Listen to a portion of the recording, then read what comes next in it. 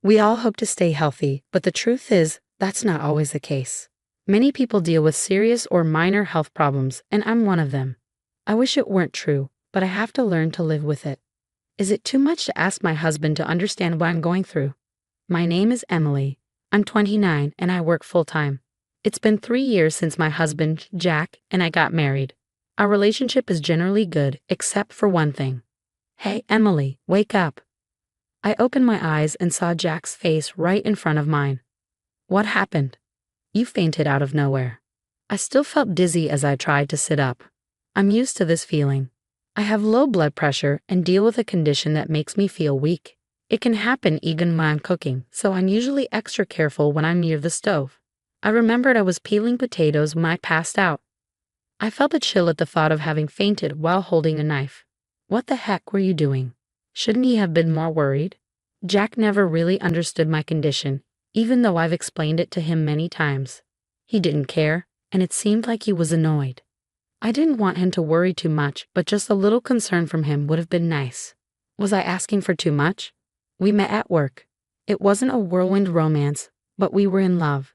Is it normal for things to change after marriage? We got together because of my health condition. I felt dizzy and fainted once while talking to a colleague at work. Jack helped me, and that was how we started dating. But after we got married, he stopped caring. In fact, he seemed to care less. Jack thought my condition was just a form of anemia, so he told me to take iron supplements and eat more liver.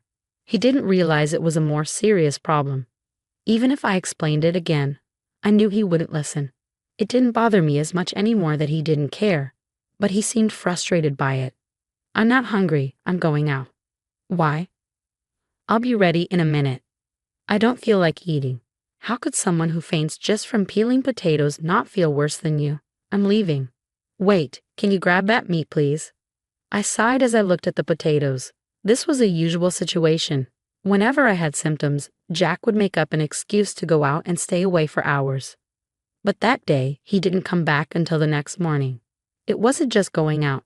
I started to feel anxious. One day, Jack said he had something important to tell me. What is it? I'm taking my parents to Puerto Rico for the long holiday. Wow, that sounds amazing. I clapped my hands in excitement.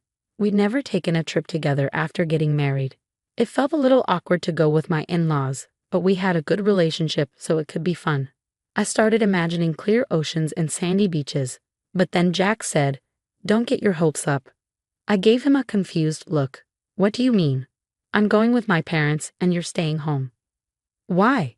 I was shocked by his response. Why should I stay home? You know you're not well, right? You pass out just by standing for a while. You can't even enjoy sightseeing. We'll have more fun without you there. My symptoms aren't that bad. You're exaggerating. I'm just being honest. My parents agree too, so you're staying.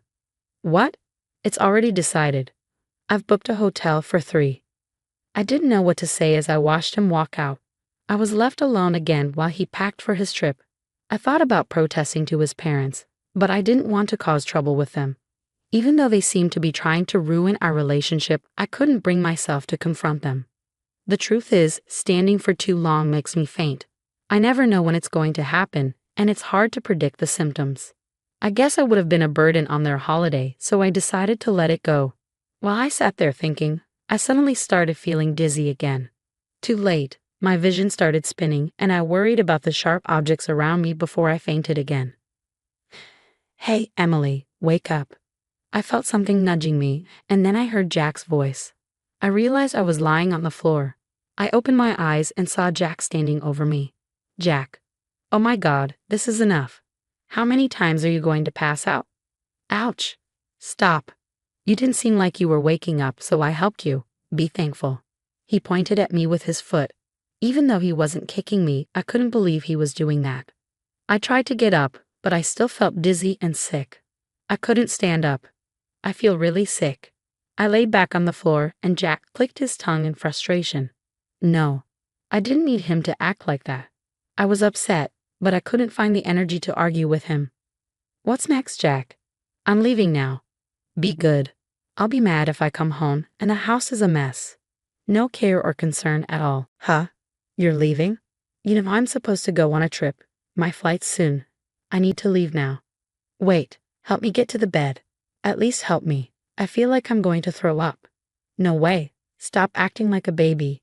You're just dizzy. You still have time to catch your flight, right? You can manage. He didn't care about my unspoken protest and just walked out. I lay there, staring at the door as it closed behind him. Unbelievable. That's awful. Are you mad? Of course I am. What do you think? I planned to talk to my friend the next day. She was shocked and upset too. Anyone would have thought it was terrible after Jack laughed. I managed to get up on my own, but I cried thinking about what he said. I had been feeling mistreated, but this was the worst. My friend's sympathy didn't help much though. What was I going to do? I felt stressed, and to calm my nerves, I had a drink alone that night. Then I saw the name on the screen and was shocked. It was my father-in-law. He was supposed to be with Jack on the trip. Had something happened to him? I quickly sobered up and answered the phone in panic. Hello? Hey, Emily. Sorry to call so late, he said, speaking slowly. No, it's okay. Is everything all right? It's a bit sudden. His next words left me stunned. The next day, my phone kept vibrating in the quiet room. It was Jack calling. Hey, Emily, how's it going? It's sunny and amazing here. Have you been good? His cheerful tone irritated me. I imagined him smiling smugly on the other side of the phone.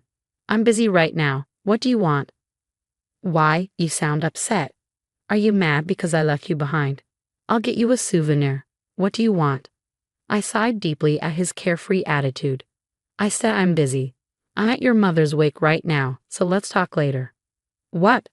There was a long silence before he finally responded. His stupidity annoyed me even more. I said I'm at your mother's wake. Huh? Wait, what? Right.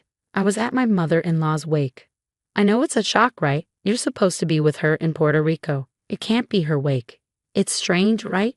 Your dad is here too. It's unbelievable, but it's all true. With that, I hung up and turned off my phone. The wake continued peacefully, and it was a real eye-opener. Mom, what are you wearing? Jack showed up, yelling when his family and relatives were having dinner. I had to comment on his appearance. He was wearing a bright blue Hawaiian shirt. The way he looked, like he had just come from a tropical island, was met with cold stares. Why would you come to your mother's wake dressed like that? What? Oh well, I couldn't change after the flight. My phone was off, so he called his father. He rushed back once he got the details, but didn't think to change his clothes. Never mind. What's going on? You heard your mother passed away. It was last night. My father-in-law, who was supposedly with Jack, called me. Oh, Emily, sorry to bother you so late, he said, his voice slow. It's a bit sudden, but my wife just passed away. I dropped my drink in shock. The liquid spilled on the floor, but I couldn't move. She suddenly collapsed this morning. I called an ambulance, but she didn't make it. The cause of death was a heart attack. I couldn't believe it. She had looked healthy. I thought she lived for years. I couldn't wrap my head around it. She was supposed to be with Jack. I can't believe it. You're cheating on me? What? Jack froze at my words. I didn't need to say more. Someone else spoke up. You idiot, you lied and went on vacation with your girlfriend. Dad, what do you mean? I was disgusted by how he acted, and I said, guess what? You left all the evidence at home. You thought I wouldn't find it. After the call with my in-laws, I went through your things, and surprise, I found millions of pieces of proof. There were strange transactions on his credit card, hotel receipts, and tons of photos of him with his girlfriend on his computer. The trip confirmation showed that there were only 2 guests listed instead of 3. And why are you posting pictures of you and your girlfriend on social media? What were you thinking? He posted pictures during the trip. He wasn't stupid enough to post them together, but her reflection was clearly visible in the window. What an idiot. Thanks for leaving proof. I have no affection for someone who let me down while I was sick. I can divorce without any regrets. The divorce, wait, it's not what you think. It's not. What isn't? It's just cheating, right? No, it's not. He couldn't say anything else. Just go back to Puerto Rico. She's waiting for you, right? I rolled my eyes. He kept pleading, but he was silenced by a certain roar. You fool.